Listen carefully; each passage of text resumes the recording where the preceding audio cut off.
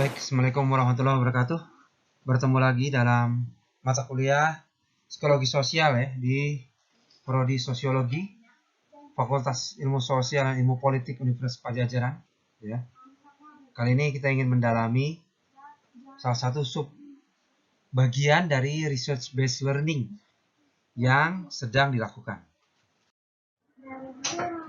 Ya, salah satu spirit dari research based learning adalah multi-sense learning dan active learning ya, di mana pembelajar atau siswa tidak hanya menjadi objek pembelajaran tapi aktif menjadi subjek pembelajaran ya, mencari, memecahkan sendiri, menggali permasalahan, eksplorasi dan lain-lain sehingga kemudian mendapatkan hasil yang maksimal melalui penelitian mandiri yang dilakukannya ya. Tentu saja penelitian yang tersupervisi dalam hal ini. Ya, mata kuliah ini dan juga model pembelajaran ini diharapkan dapat menunjang kompetensi lulusan, ya, yaitu mampu menguasai dan mengaplikasikan konsep dan teori sosiologi, mampu buat desain dan mengaplikasikan metode sosiologis baik secara kuantitatif dan kualitatif, mampu melakukan analisis masalah sosial, dan mampu melaksanakan pembelajaran sosiologi yang inovatif, kontekstual, dan bermakna. Ya, semoga tambahan ya pengetahuan maupun pengalaman-pengalaman yang didapat dari metode research based learning ini dapat memperkuat kompetensi kita. Iya, berikut secara umum kompetensi yang diharapkan ya, yaitu kita berusaha menghasilkan sebuah penelitian ya, sebuah aksi penelitian mandiri yang dilakukan bersama teman-teman sekelompok yang ujungnya kemudian adalah sebuah karya tulis ilmiah ya. Baik. Oke, berikut adalah rangkaian tahapan pertemuan-pertemuannya ya. Secara umum bisa dilihat di layar ya. Sehingga di akhir pertemuan kita bisa drawing conclusion ya. Menarik kesimpulan bersama dari penelitian yang dilakukan mandiri maupun dari penelitian yang dilakukan oleh teman-teman dalam satu kelas. Baik, topik kajian atau sub kajian pada materi online kali ini adalah action research ya. Teori, model, dan aplikasi dari bukunya Bapak Dr. Muhammad Yaumi dan juga Dr. Mulyono Damopoli ya, yang semoga memberikan sedikit wawasan kita tentang penelitian tindakan. Baik, kita mulai. Penelitian tindakan atau action research merupakan pilihan tepat dalam rangka memperbaiki dan memperkuat hubungan praktik-praktik pembelajaran dan penelitian.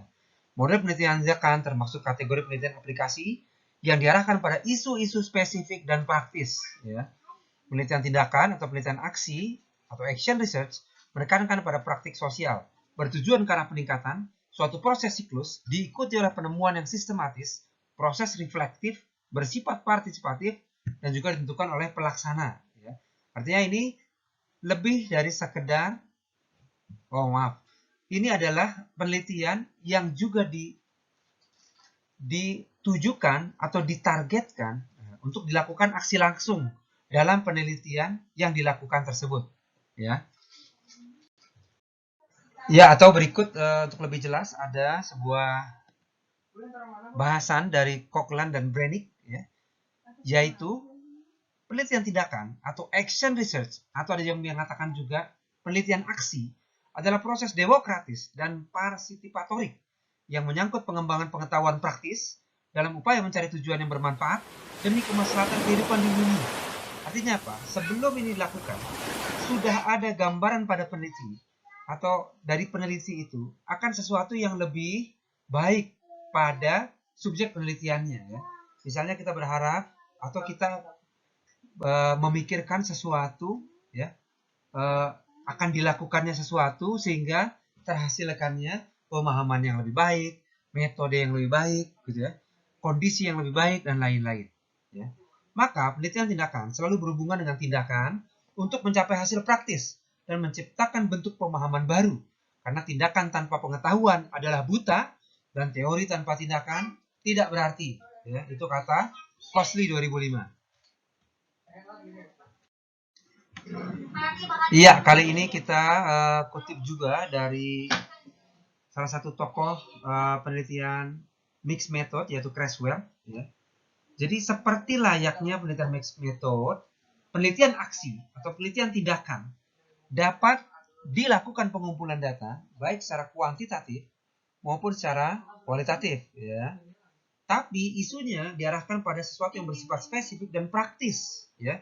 Spesifik, praktis, artinya tidak terlalu melebar dan juga bukan teoritis. Spesifik dan praktis, dan berusaha mencari solusi terhadap permasalahan yang dihadapi. Solusi ini juga sesuatu yang luas, ya, sesuatu yang besar. Solusi bisa sebuah target tentang pemahaman yang lebih baik, bisa sebuah target tentang kondisi yang lebih baik, bisa sebuah target tentang metode yang lebih baik, ya. Jadi sudah dipikirkan sebelumnya, sebelum melakukan penelitian ini, ada sebuah target yang diharapkan ketika melakukan hal ini. Ya, maka berbasis hal tersebut tadi, penelitian tindakan memiliki tujuan dan prinsip dasar yang sedikit berbeda dengan metode penelitian lainnya. Okay. Tujuan penelitian tindakan lebih diarahkan untuk meningkatkan praktik ketimbang memproduksi pengetahuan. Berfokus pada praktik sosial, bertujuan untuk peningkatan keadaan, merupakan proses siklus diikuti dengan temuan sistematik, merupakan proses refleksi, bersifat partisipatif, dan topik atau masalahnya ditentukan oleh praktisi. Ya. Kita sebagai peneliti sebenarnya juga bisa sebagai praktisi atau peneliti berkolaborasi dengan praktisi, gitu ya, untuk kemudian memutuskan tujuan dari penelitian yang akan dilakukan. Ya, baik, secara singkat tadi sudah dipaparkan sedikit, ya, pengenalan tentang action research atau penelitian tindakan, ya. Insya Allah akan dilanjutkan dengan video selanjutnya, ya. Semoga bisa memberikan inspirasi baru terhadap proses penelitian yang sedang dilakukan, ya, atau terhadap proses perkuliahan yang sedang dilakukan yang membasiskan diri pada research based learning. Oke. Terima kasih banyak. Assalamualaikum warahmatullahi wabarakatuh.